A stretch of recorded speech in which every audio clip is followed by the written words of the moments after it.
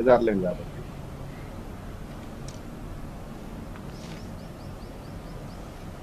Right right మళ్ళీ వస్తాం sir మీ దగ్గరికి. మనతో పెద్దిరెడ్డి రవికిరణ్ గారు ఉన్నారు, భారతీయ జనతా పార్టీ సీనియర్ నాయకులు, అధికార ప్రతినిధి. రవికిరణ్ గారు గుడ్ మార్నింగ్ అండి.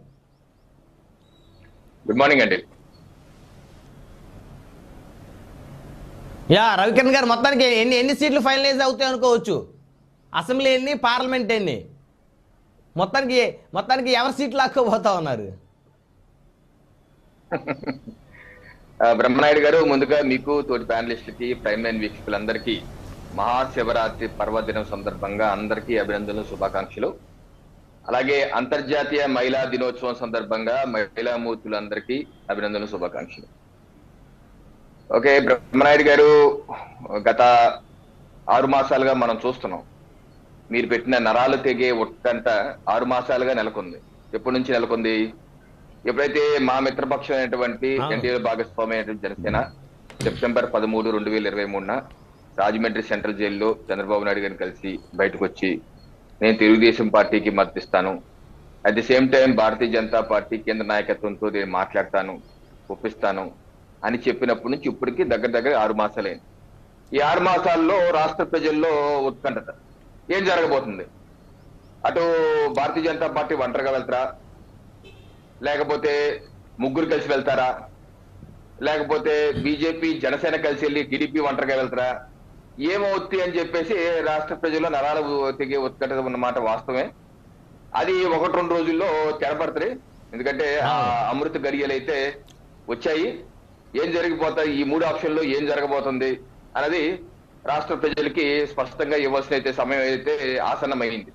అంటే ఇప్పటి వరకు మనకు అనేక డిబేట్లు చేసాం, మనం అన్నాం సమయం వచ్చినప్పుడు తెలియజేస్తామండి అని వస్తాని.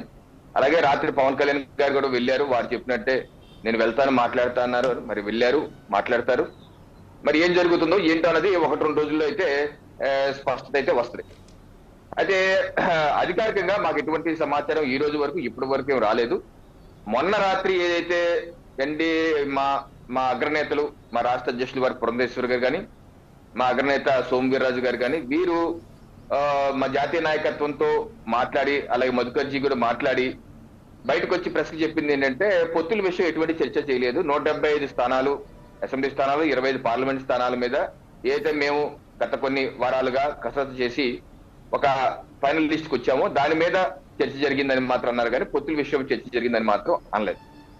సో ఇప్పుడు మనం చూద్దాం 1-2 రోజుల్లో ఏ రకం. ఎందుకంటే ఇవాళ ప్రధాన దినపత్రికల్లో 3 పేపర్లు, 2 పార్టీలకి డివైడ్ అయిపోయిన 3 పేపర్లు చూస్తుంటే ఎక్కడా ఏది స్పష్టత వచ్చినట్లయితే కామన్ గా అయితే కనపడుతుంది, ఎక్కడా స్పష్టత లేదు.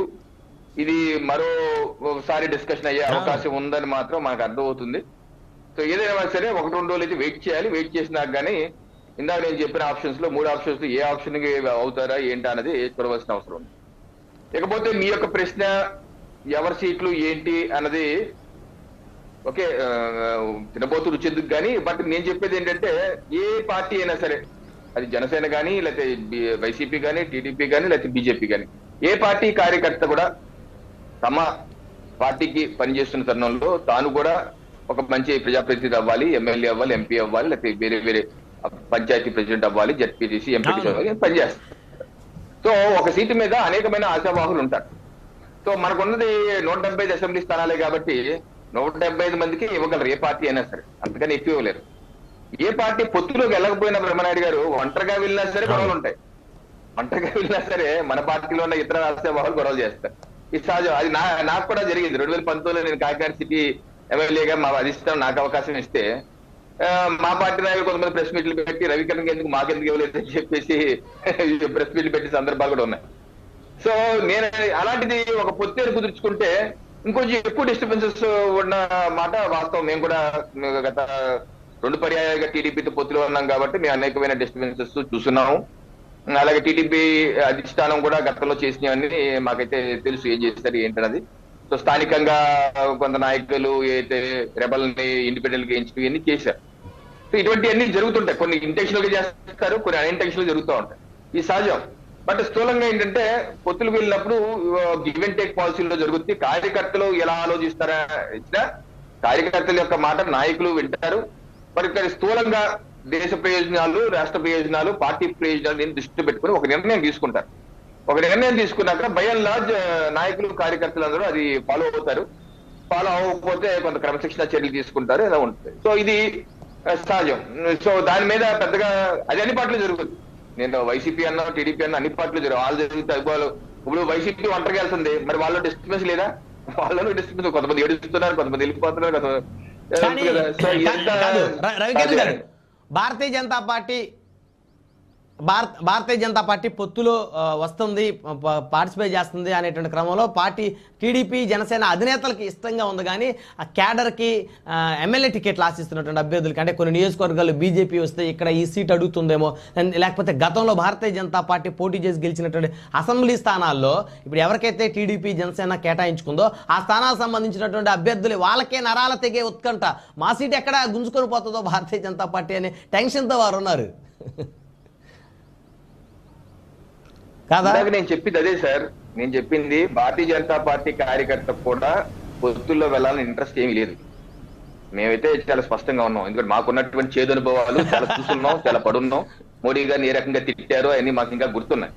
కార్యకర్తలు అయితే ఇష్టంగా లేరు, ఉండరు. అది టీడీపీ కూడా ఇష్టంగా ఉండరు. నిన్న పిఠాపురంలో వర్మ గారు, మాజీ టీడీపీ ఎమ్మెల్యే వర్మ గారు ఏమన్నారు, జన సైనికుల్ని మీ వీడియోలు చూశారు కదా, సో చూస్తున్నాం కదా. సో నేను అందుకని ఇందాక జనరలైజ్ చేసి చెప్పాను, ఏ పార్టీ కార్యకర్త కూడా పొత్తులో వెళ్తే సీట్లు పోతాయి వద్దు అన్న అభిప్రాయంలోనే ఉంటారు. అది బీజేపీకి కూడా, మాకు కూడా ఇష్టం ఉండదు, టీడీపీ కూడా ఇష్టం ఉండదు, జనసేన కార్యకర్త కూడా ఇష్టం ఉండదు, ఎవరికి ఇష్టం ఉండదు. సరే జనసేన మేము 4 సంవత్సరాల పొత్తులో ఉన్నాం కదా, అది వేరే విషయం. కానీ ఇన్ జనరల్ గా అయితే ఎవరికి ఇష్టం ఉండదు, ఎందుకంటే సీట్లు పోతాయి మనకెందుకు. అదే భారతీయ జనతా పార్టీ కార్యకర్తలు ఇంకో ఎక్కువ ఏంటంటే, మనం ఒంటరిగా వెళ్తే అన్ని స్థానాల్లో పడపడవచ్చు, మన శక్తి మేర మన పర్సంటేజ్ చూసుకోవచ్చు. ఏ రకంగా మన మోడీ గారు ఉన్నారు, కేంద్రంలో మరొకసారి ఫిర్ బార్ మోదీ సర్కార్ రాకపోతుంది, దేశవ్యాప్తంగా ఒక మంచి మూడ్ ఉంది, ప్రధానమంత్రి నరేంద్ర మోడీ గారి మీద మంచి వాతావరణం ఉంది, అన్ని రకాలుగా రామ మందిరం కావచ్చు, అన్ని రకాలుగా చేసిన అభివృద్ధి సంక్షేమ కార్యక్రమాలు గ్రామాన్ని ఇల్లే కాదు. మా కాన్ఫిడెన్స్ వేరు. ఒంటరిగా వెళ్తే అద్భుతమైన ఫలితాలు వస్తే, మంచి ఫలితాలు. అందుకని మేము రాష్ట్రంలో ఒకసారి, కేంద్రంలో మరొకసారి మోదీ సర్కార్ అని దానికి మేము రాష్ట్ర పదాధికారి సమావేశం తీర్మానం చేసుకున్నాం. రాష్ట్రంలో డబుల్ ఇంజిన్ సర్కార్ రావాలని చెప్పేసి ఈ రోజు వరకు, ఈ క్షణం వరకు కూడా మేము దానికే కట్టుబడి ఉన్నాం. రాష్ట్రంలో ఒక్కసారి, కేంద్రంలో మరొకసారి మోదీ సర్కార్, దానికి ఈ క్షణం వరకు, ఈ మూమెంట్ వరకు మీతో మాట్లాడుతున్నప్పుడు కట్టుబడి ఉన్నాం. రేపు ఏమైనా కేంద్ర నాయకత్వం ఏదైనా నిర్ణయం తీసుకుంటే అప్పుడు చూద్దాం. సో జనరల్ గా మేమేంటంటే, భారతీయ జనతా పార్టీ కార్యకర్త ఎవరన్నా సరే పొత్తులకి అయితే ఇష్టపడరు. బట్ కేంద్ర నాయకత్వం ఒక నిర్ణయం తీసుకుంటే దానికి కట్టుబడి ముందుకు వెళ్తాం. అది